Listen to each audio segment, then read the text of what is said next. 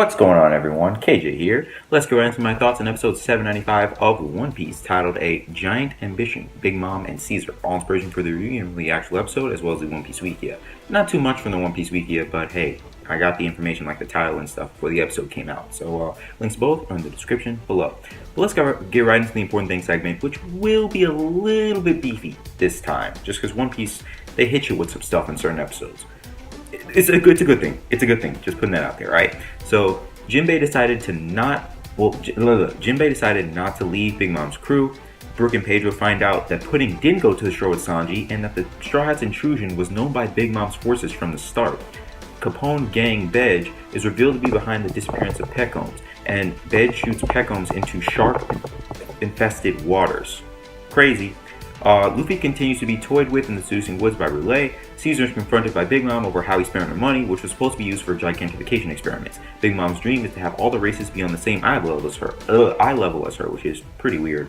Big Mom has also built a duplicate lab like the one on Punkazor for Caesar to continue his experiments, and Big Mom has given Caesar only 2 weeks to complete the gigantification drug, or he'll be turned to candy by Prospero, one of her sons. That ends this important thing segment. My review starts now. Man. Alright, this episode was crazy. It's revealed that Big Mom It's revealed that Jinbe decided not to go through with leaving Big Mom's crew, mainly because he didn't want to lose anything from her crazy roulette. That's understandable, but I do hope he leaves her crew someday, as he could turn the Straw Hats monster trio into a monster quartet. Like, his abilities are off the chain, okay? I'm also surprised that the whole secret intrusion for the Straw Hats was known by Big Mom's forces for the entire time.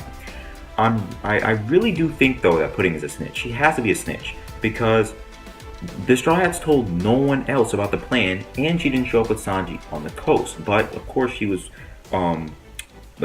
had to do stuff with her wedding planners and outfit people and etc. Yeah, but still, she said she was gonna go through with it. She said she would do anything to do it. Like, she was gonna come through for the Straw Hats. Where is she?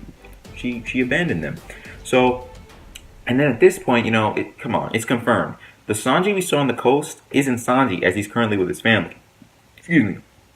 And then we find out that Pedro and Baron Tamago, or Egg Boy, I like calling him Egg Boy, I'm sorry. So Pedro and Egg Boy, as I call him, have a history. And something important must have happened to both of them in the past. I think so. I can't wait to see if we get a flashback for them.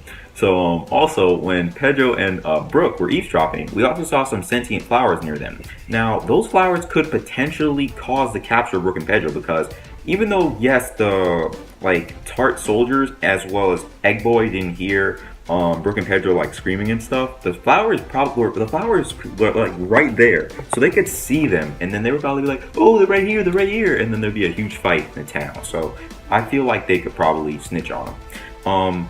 And then we also we also found out Peccoms disappeared. So apparently Capone Beige captured Peccoms for his actions on Zoe, and then shot him off of a cliff into shark-filled waters. We also got to see Beige's wife, Chiffon, who looks a lot like Lola, and Beige's son, Pez, who bears a striking resemblance to his father. And he was just born, and he looks pretty much like his father. He even has the chin and little beard hairs. I'm like, what? So then, I'm really hoping that Peccoms will survive, but he was shot. He was chained up so he couldn't escape.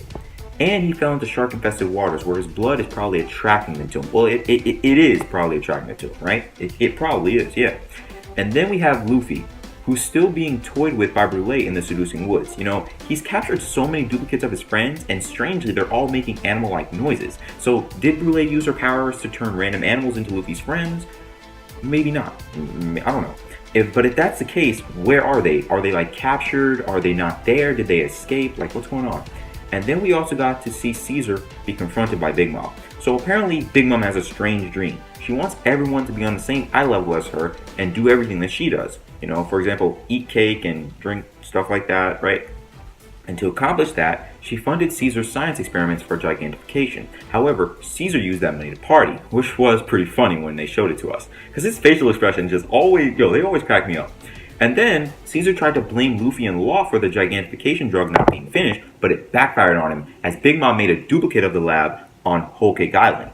And one of her sons, named Prospero, can make things out of candy as well as turn things into candy as too, which is really cool in my opinion, right? She has him she has him pretty much put Caesar at an ultimatum. So they gave Caesar 2 weeks, right? 2 weeks to complete this drug. Of course, it's not going to be completed because it can't be completed, but they gave him 2 weeks to complete this drug or he'll be turned to candy by Prospero, which is pretty much being killed, right? It sucks though. As I just said before, this drug that Big Mom wants, you can't make it. It can't be completed. He said that people have tried to make this drug for tons of years. It can't be made, right? And then crazy things happen on Punkhausen when Caesar tried gigantifying those kids. So if that kind of stuff happened to Big Mom's family and others as well, there'd be even more chaos. So then Prospero also has Caesar's heart, as Sanji didn't give Caesar his heart back when he left to see his family. I do feel bad for Caesar because of all this, but at the same time, his antics do crack me up, so I'm looking forward to seeing what happens to him. Overall, it was an amazing episode, and I'm looking forward to seeing many things. So let's just go over it all, because that's a lot. The current whereabouts of Jinbe, right? The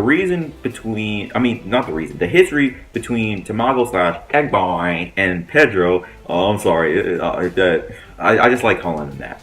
So yeah, and then the reason behind Big Mom's weird dream, because she has to go through something to have a weird dream like that.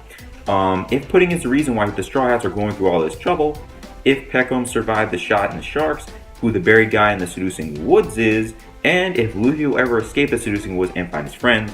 But that concludes this review. Thanks for watching. I hope you enjoyed this video. What do you think of this episode of One Piece? Where is Jinbe now? Will Brook and Pedro ever be captured? Will Luffy ever find his friends and escape the Seducing Woods? Who is the buried man in the Seducing Woods? Will Caesar complete the drug, or will he be turned into candy? Why does Big Mom have such a strange dream? And is pudding the reason why Big Mom's forces know the Straw Hats' plan? If you have any questions, theories, thoughts, suggestions, comments, or concerns, please let me know about them in the comments down below. With all that being said, until next time, I'll see y'all later.